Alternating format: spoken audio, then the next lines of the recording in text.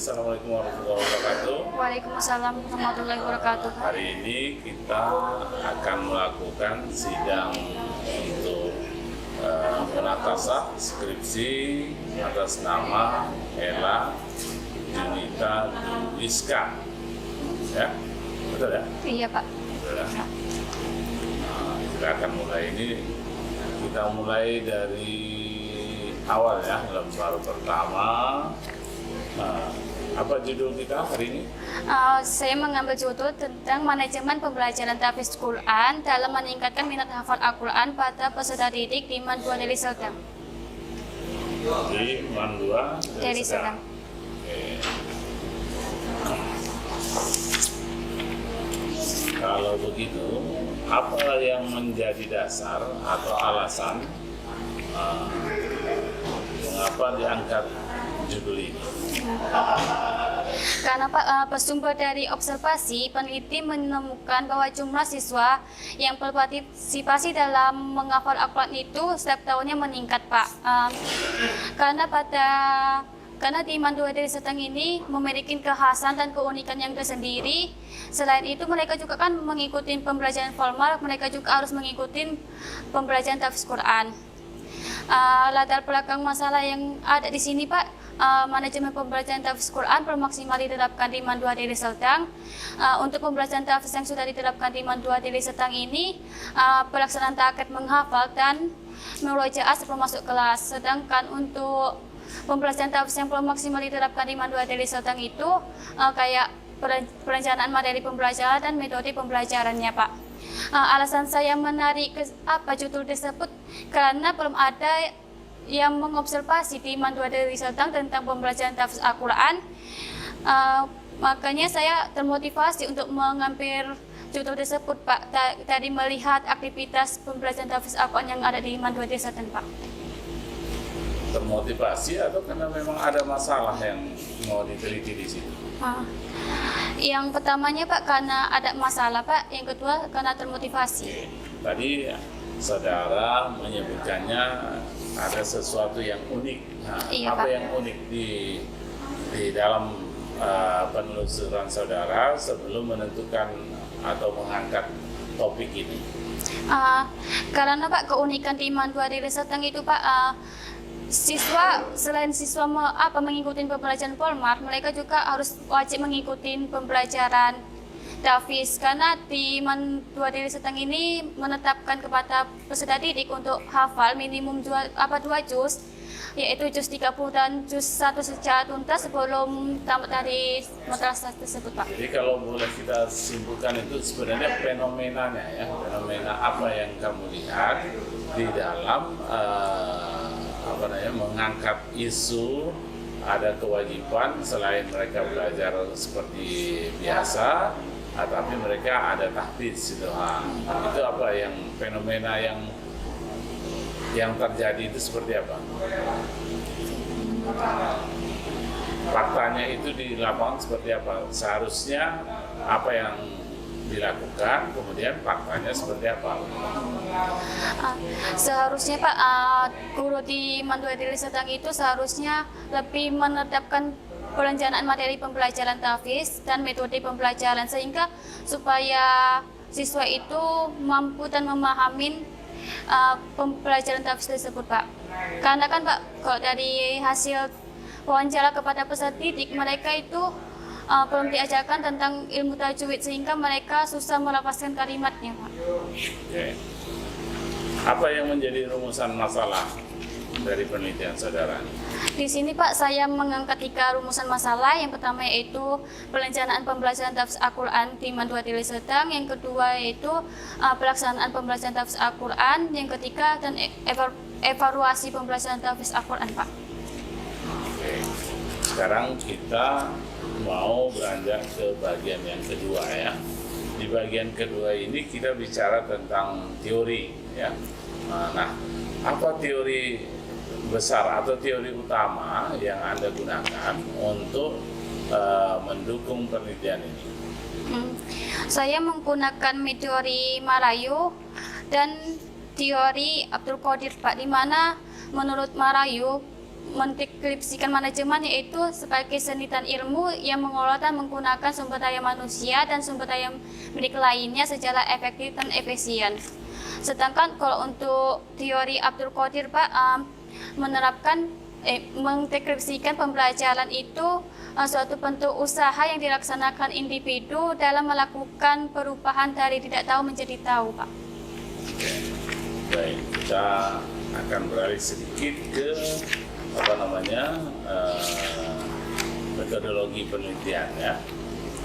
Di dalam metodologi penelitian yang saudara gunakan ini menggunakan pendekatan apa namanya? Pendekatan kualitatif Pak dengan analisis data deskriptif. Pendekatannya kualitatif. Iya. Halaman 30 Pak. 30 ya. Nah, kenapa pakai kualitatif? Alasan saya menggunakan metode kualitatif yaitu Pak karena kesesuaian karakteristik kualitatif dengan rumusan masalah yang saya angkat, Pak. Oke, gitu ya. Kemudian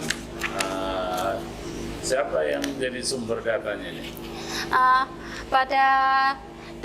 Pada sumber data primer Pak, saya mengambil sumber itu Kurutafis Pak. Untuk sumber data sekundernya saya mengambil sumber peserta didik sebagai subjek dan data usaha yang memberikan hasil dokumentasi Pak.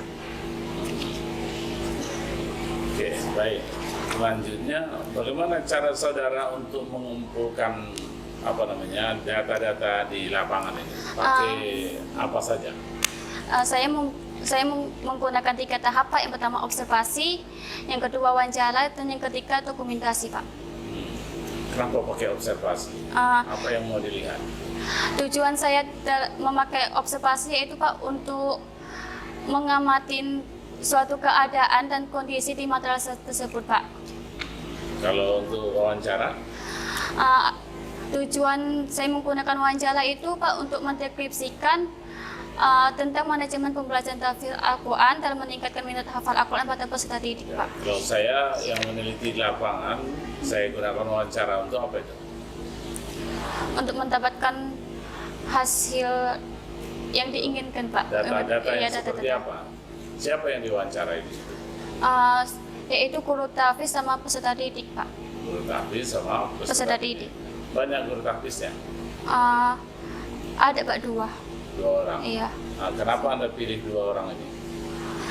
Untuk itu Pak, saya hanya mewawancarin 1 orang Pak. Iya, kenapa yang Anda pilih 1 orang itu? Apa dasarnya? Kok nggak 2 atau semua guru? Karena Pak, saya sudah mencoba dua-duanya Pak. Yang satu ini untuk mengarahkan lebih ke Bapak Ustadz gitu Pak. Makanya saya mewawancarin ke Ustadznya. Harusnya ada kriteria khusus ya kan? Iya. Pokoknya bahwa dia habis sempurna karena dia guru agama di situ atau dia bidang tahfiz gitu ya, dan segala macam, ada beberapa kriteria. Jadi fokusnya harusnya itu difokuskan pada mengapa kita pilih sumber data itu. Jadi nantinya itu di bagian sumber data harusnya diperbaiki, mengapa kita memilih informannya ya, sumber informasinya itu si A, si B, si C, itu harusnya ada kriteria ya ditentukan. Nah, jadi tidak berdasarkan kedekatan, tidak berdasarkan katanya, seperti itu ya. Itu penting untuk memastikan tadi, meskipun itu orangnya sudah tepat, tapi juga kita memastikan di awal tadi harus ada kriteria yang dibangun ya. Iya Pak. Oke. Saya lihat di sini ada pengumpulan datanya dengan dokumentasi ya. Iya Pak. Sudah ada observasi, ada wawancara, untuk apa lagi ada dokumentasi? Dokumentasi Pak digunakan untuk melengkapi data dari hasil wawancara dan observasi Pak. Apalah contohnya dokumentasi yang didapatkan? Misalnya Pak, kayak data sekolah Pak, seperti data tenaga pendidikan dan kependidikan, data siswa, data sarana prasarana dan lain-lain Pak. Oke, baik. Kalau itu udah paham ya, kita kalau sudah dapat datanya diapain? tadi ada observasi, ada wawancara, ada data yang diambil dari dokumentasi, mau data siswa, data guru, data perkembangan catatan pembelajaran tahfiz, gitu kan. Nah, diapain? Setelah mendapatkan semua data yang didapatkan itu Pak, saya melakukan analisis data Pak, yaitu yang pertama dengan reduksi data, yaitu memilih dan memilah data yang tidak penting. Nah, bisa saudara jelaskan bagaimana caranya Anda melakukan analisis itu? Yaitu yang pertama kan mengumpulkan data Pak. Setelah mengumpulkan data, yaitu memilih dan memilah data yang telah terkumpulkan. Yang data yang tidak penting itu kita buang gitu. Dibuang? Nggak disimpan dulu, ini disingkirkan? Iya, disimpan dulu, dibuang Pak. Disingkirkan ya, dipilah, disisihkan. Jangan dibuang, nanti jangan ada di situ. Iya ya. Pak. Nah, terus setelah direduksi, lalu diapain? Menyajikan datanya Pak. Disajikan. Iya, macam mana menyajikan data itu, macam mana? Setelah data tersebut sudah dipilih, kita sajikan dan kita verifikasi keabsahan datanya Pak. Keabsahan datanya. Lalu setelah itu diapain lagi? Yaitu yang terakhir itu Pak, menarik kesimpulan. Menarik kesimpulan. Iya, Oke. Nah, ini analisis datanya menggunakan model apa? Saya menggunakan analisis data yang berpotongan pada Max dan Haberman Pak. Max dan? Haberman. Apa itu? Max itu apa namanya? Nama orang Pak. Apa? Max Haberman biasanya kan pasangannya Haberman itu siapa? Pakai siapa itu? Ini nggak terungkap di sini nih, ya kan? Teknik analisis data harusnya diungkapkan penulis atau peneliti menggunakan analisis dengan model siapa tadi? Max and Haberman. Max Haberman, ya kan? Dituliskan di situ. Kenapa Anda memilih itu? Nah, kenapa Anda menggunakan punyanya si Max dan Haberman? Kalau itu benar bahwa Anda gunakan caranya, kenapa Anda milih itu? Kalau nggak pakai yang lain? Karena Pak, peneliti berusaha untuk mendekripsikan ulang data-data yang terkumpul terkait manajemen pembelajaran tahfiz Pak. Ya, ini mungkin salah satu kekurangan utamanya adalah harus ada alasan kita. Alasan kita adalah kenapa kita gunakan teknik ini, ya kan? Kita gunakan modelnya Haberman. Analisis data yang digunakan atau dipakai oleh peneliti dalam menganalisis data yang telah dikumpulkan menggunakan modelnya Haberman. Oke, pakai Haberman karena itu alasannya. Harus ada alasannya. Setiap sesuatu itu yang ditambahkan di sini, bagian ini adalah alasannya. Ya, oke. Itu ya, yang penting dia paham. Oke, satu lagi mungkin yang perlu untuk di bagian metodologi ini memastikan bahwa betul skripsi ini saudara tulis sendiri, ya kan?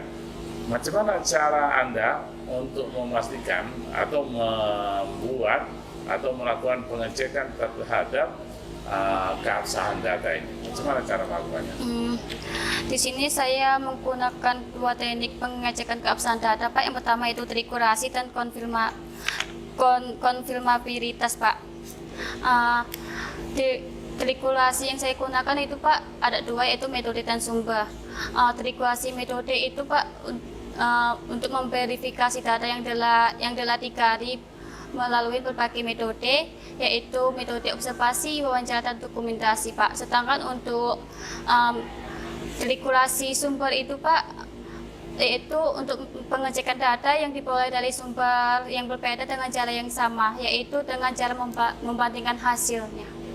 Ya, sih. Terus?